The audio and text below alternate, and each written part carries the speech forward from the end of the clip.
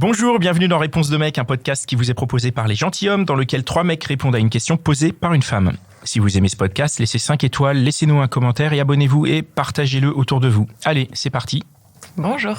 Alors, ma question, c'est comment un homme peut-il avoir des sentiments pour une femme et ne pas vouloir être avec elle ? Gros silence là déjà, direct. On n'a pas forcément la réponse. Qui veut se lancer ? Tu te sens de... Allez, j'y vais. Je pense qu'on peut avoir des sentiments pour quelqu'un et pas forcément la volonté d'être au quotidien avec cette personne si on trouve chez ce quelqu'un des choses qu'on va apprécier, des choses qui nous changent de notre quotidien, des choses qui sont peut-être pas naturellement ce vers quoi on serait allé, le côté un peu exotique, etc. Casser la routine, ça va nous permettre de s'ouvrir un peu, de casser notre quotidien encore une fois. À côté de ça, dans nos relations, souvent, on cherche la stabilité, on cherche le confort. Le confort, c'est de se dire qu'on va rentrer dans le même foyer tous les soirs, on va être serein, on va être cet aspect assez confortable, un peu plan-plan, mais qui nous va finalement assez bien de temps en temps. Et se dire qu'il y a peut-être quelqu'un qui nous apporte un petit plus. Ça pourrait être aussi intéressant et pas forcément se projeter sur le long terme. Je pense que il y a un mix entre le confort quotidien et puis le côté un peu exotique qu'on aime bien, ce vers quoi on tend à aller. Mais on est un peu froussard, les mecs, faut arrêter de déconner. C'est nous, on a souvent une grande gueule, on aime bien faire les beaux, etc. Mais finalement, on aime bien aussi rentrer chez soi. Ouais. Donc, tu veux dire que du coup, tu peux avoir des sentiments pour quelqu'un, mais ils ne rentrent pas forcément dans les cases d'une vie que tu projettes. Et c'est ça.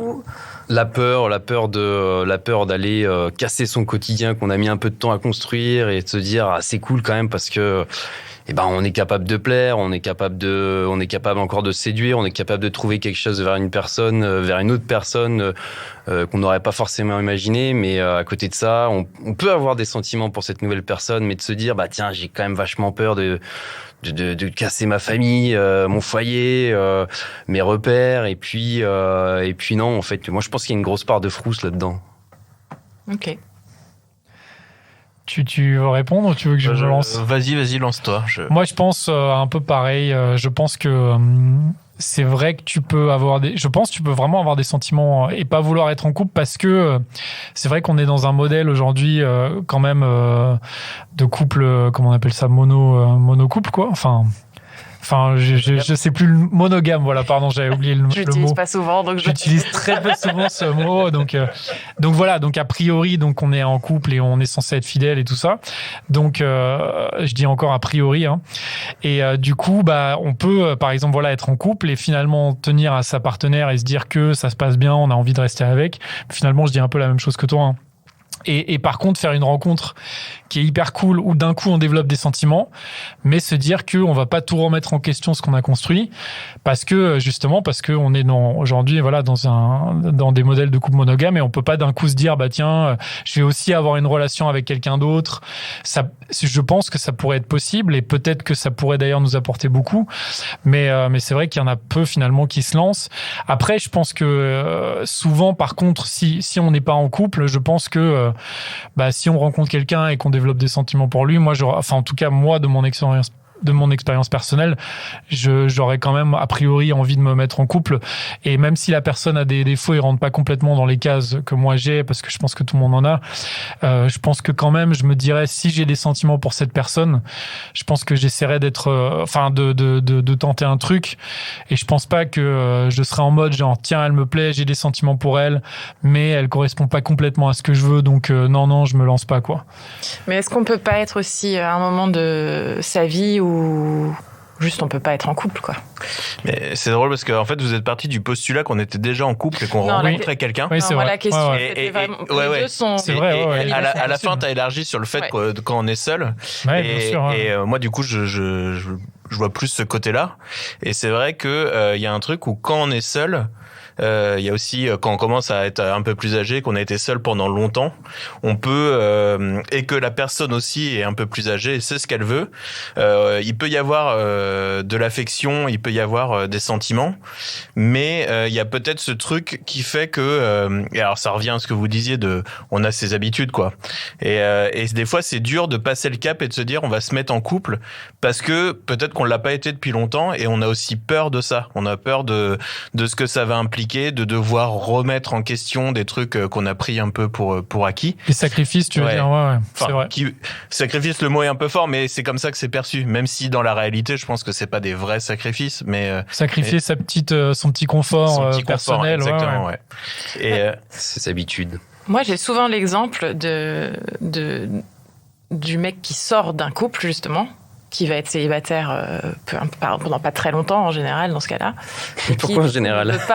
Non, dans ce cas-là, c'est dans mes exemples à moi, c'est souvent quelqu'un qui se sépare d'une longue relation et dans les 3-4 mois, on se rencontre après. Et la personne n'a pas envie, du coup, malgré les sentiments, de se remettre en couple. Est-ce qu'il n'y a pas un truc à voir avec justement sa précédente union ? Est-ce que ça n'a pas été un peu trop douloureux ? Pas envie de forcément de revivre les mêmes expériences. La phase du célibat, c'est quand même une phase assez cool de temps en temps. On peut sortir un peu quand on veut voir des potes, c'est marrant. Après, ça c'est le mec, encore une fois, il nous manque toujours un petit truc. Et on se dit, bah tiens, j'ai quand même trouvé une perle rare. Mais j'ai un peu peur qu'elle soit trop rare. Est-ce que je suis assez bien pour elle est assez bien pour moi ? C'est drôle parce qu'il y a aussi cette question du moment. C'est-à-dire qu'on peut se dire peut-être que se réengager dans un couple à partir du moment où quelqu'un est sorti peut-être d'un carcan où il se sentait un petit peu oppressé ou opprimé. Peut-être qu'il se dit « Ah non, mais j'ai envie de profiter un peu ». Je pense que c'est assez commun de tout bord, de vouloir profiter après avoir été un peu senti coincé.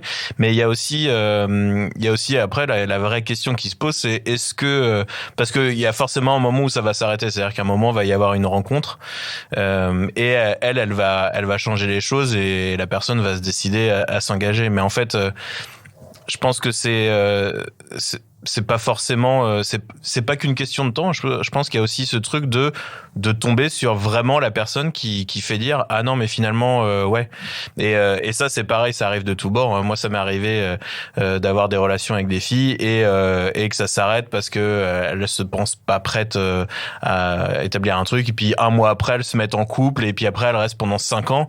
Bon bah voilà. Du coup t'es un peu deg. Bah t'es deg, t'es grave deg, mais c'est la vie et à un moment il faut n'importe quoi. Ouais, exactement. Mais pas forcément en fait, peut-être exactement, pas. Exactement, c'est que peut-être que c'est juste pas la bonne personne et que voilà, c'est la bonne personne au bon moment. Ouais, voilà, je pense que il y a pas forcément de je pense qu'on peut toujours refaire le match en se disant ah mais si ça avait été comme si j'avais fait ça, mais en fait, je pense qu'à un moment si ça doit se passer, c'est un peu ça aussi la leçon quoi.